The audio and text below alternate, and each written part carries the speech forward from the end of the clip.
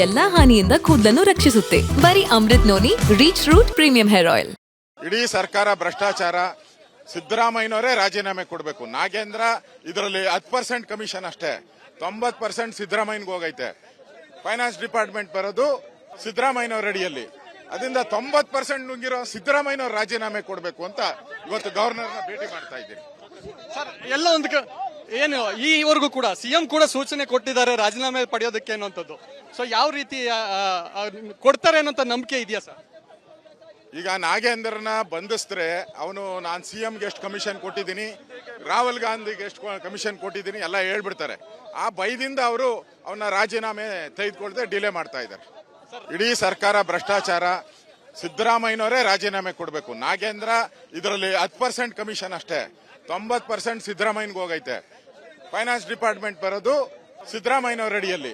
ಅದರಿಂದ 90% ನುಂಗಿರೋ ಸಿದ್ದರಾಮಯ್ಯನವರು ರಾಜೀನಾಮೆ ಕೊಡಬೇಕು ಅಂತ ಇವತ್ತು ಗವರ್ನರ್ನ ಭೇಟಿ ಮಾಡ್ತಾ ಇದ್ದೀನಿ.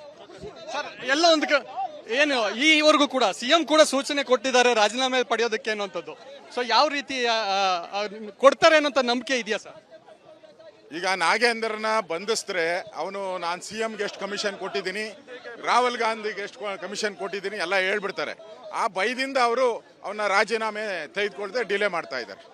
ಇಡೀ ಸರ್ಕಾರ ಭ್ರಷ್ಟಾಚಾರ. ಸಿದ್ದರಾಮಯ್ಯನವರೇ ರಾಜೀನಾಮೆ ಕೊಡಬೇಕು. ನಾಗೇಂದ್ರ ಇದರಲ್ಲಿ 10% ಕಮಿಷನ್ ಅಷ್ಟೇ, 90% ಸಿದ್ದರಾಮಯ್ಯನಿಗೆ ಹೋಗೈತೆ. ಫೈನಾನ್ಸ್ ಡಿಪಾರ್ಟ್ಮೆಂಟ್ ಬರೋದು ಸಿದ್ದರಾಮಯ್ಯನವರ ಅಡಿಯಲ್ಲಿ. ಅದರಿಂದ 90% ನುಂಗಿರೋ ಸಿದ್ದರಾಮಯ್ಯನವರು ರಾಜೀನಾಮೆ ಕೊಡಬೇಕು ಅಂತ ಇವತ್ತು ಗವರ್ನರ್ನ ಭೇಟಿ ಮಾಡ್ತಾ ಇದ್ದೀನಿ. ಸರ್, ಎಲ್ಲ ಒಂದು ಏನು ಈವರೆಗೂ ಕೂಡ ಸಿಎಂ ಕೂಡ ಸೂಚನೆ ಕೊಟ್ಟಿದ್ದಾರೆ ರಾಜೀನಾಮೆ ಪಡೆಯೋದಕ್ಕೆ ಅನ್ನುವಂಥದ್ದು. ಸೊ ಯಾವ ರೀತಿ ಕೊಡ್ತಾರೆ ಅನ್ನೋಂಥ ನಂಬಿಕೆ ಇದೆಯಾ ಸರ್? ಈಗ ನಾಗೇಂದ್ರನ ಬಂಧಿಸಿದ್ರೆ ಅವನು ನಾನು ಸಿಎಂಗೆ ಎಷ್ಟು ಕಮಿಷನ್ ಕೊಟ್ಟಿದ್ದೀನಿ, ರಾಹುಲ್ ಗಾಂಧಿಗೆ ಎಷ್ಟು ಕಮಿಷನ್ ಕೊಟ್ಟಿದ್ದೀನಿ ಎಲ್ಲ ಹೇಳ್ಬಿಡ್ತಾರೆ. ಆ ಭಯದಿಂದ ಅವರು ಅವನ್ನ ರಾಜೀನಾಮೆ ತೆಗೆದುಕೊಳ್ಳದೆ ಡಿಲೇ ಮಾಡ್ತಾ ಇದ್ದಾರೆ. ಇಡೀ ಸರ್ಕಾರ ಭ್ರಷ್ಟಾಚಾರ. ಸಿದ್ದರಾಮಯ್ಯನವರೇ ರಾಜೀನಾಮೆ ಕೊಡಬೇಕು. ನಾಗೇಂದ್ರ ಇದರಲ್ಲಿ 10% ಕಮಿಷನ್ ಅಷ್ಟೇ, 90% ಸಿದ್ದರಾಮಯ್ಯನಿಗೆ ಹೋಗೈತೆ. ಫೈನಾನ್ಸ್ ಡಿಪಾರ್ಟ್ಮೆಂಟ್ ಬರೋದು ಸಿದ್ದರಾಮಯ್ಯನವರ ಅಡಿಯಲ್ಲಿ. ಅದರಿಂದ 90% ನುಂಗಿರೋ ಸಿದ್ದರಾಮಯ್ಯನವರು ರಾಜೀನಾಮೆ ಕೊಡಬೇಕು ಅಂತ ಇವತ್ತು ಗವರ್ನರ್ನ ಭೇಟಿ ಮಾಡ್ತಾ ಇದ್ದೀನಿ. ಸರ್, ಎಲ್ಲ ಒಂದು ಏನು ಈವರೆಗೂ ಕೂಡ ಸಿಎಂ ಕೂಡ ಸೂಚನೆ ಕೊಟ್ಟಿದ್ದಾರೆ ರಾಜೀನಾಮೆ ಪಡೆಯೋದಕ್ಕೆ ಅನ್ನುವಂಥದ್ದು. ಸೊ ಯಾವ ರೀತಿ ಕೊಡ್ತಾರೆ ಅನ್ನೋಂಥ ನಂಬಿಕೆ ಇದೆಯಾ ಸರ್? ಈಗ ನಾಗೇಂದ್ರನ ಬಂಧಿಸಿದ್ರೆ ಅವನು ನಾನು ಸಿಎಂಗೆ ಎಷ್ಟು ಕಮಿಷನ್ ಕೊಟ್ಟಿದ್ದೀನಿ, ರಾಹುಲ್ ಗಾಂಧಿಗೆ ಎಷ್ಟು ಕಮಿಷನ್ ಕೊಟ್ಟಿದ್ದೀನಿ ಎಲ್ಲ ಹೇಳ್ಬಿಡ್ತಾರೆ.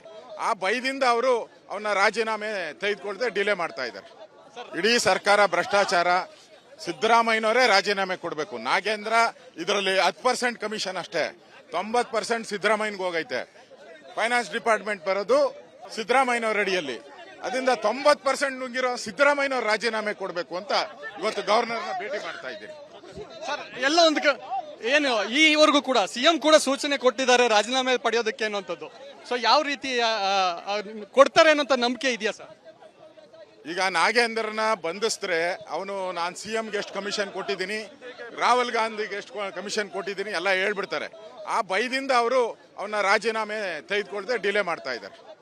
ನನ್ನ ಜೀವನದಲ್ಲಿ ನಾನು ಮಾತ್ರವಲ್ಲ, ನನ್ನ ಕೂದಲು ಕೂಡ ಆಗಿರ್ಬೇಕು ಸ್ಟ್ರಾಂಗ್ ಅಂಡ್ ಸ್ಟೈಲಿಶ್. ಬರೀ Amrit noni reach root premium hair oil ನೊಂದಿಗೆ. Reach root premium hair oil. ಅನುಕ್ಷಣದ ಸುದ್ದಿಗಳಿಗಾಗಿ Vistara news YouTube channel subscribe ಮಾಡಿ. ಹೊಸ ಸುದ್ದಿಗಳ ನೋಟಿಫಿಕೇಶನ್ಗಾಗಿ ಬೆಲ್ ಐಕಾನ್ ಕ್ಲಿಕ್ ಮಾಡಿ. ಲೇಟೆಸ್ಟ್ ಅಪ್ಡೇಟ್ಸ್ಗಾಗಿ www.vistaranews.com ವೆಬ್ಸೈಟ್ಗೆ ವಿಸಿಟ್ ಮಾಡಿ.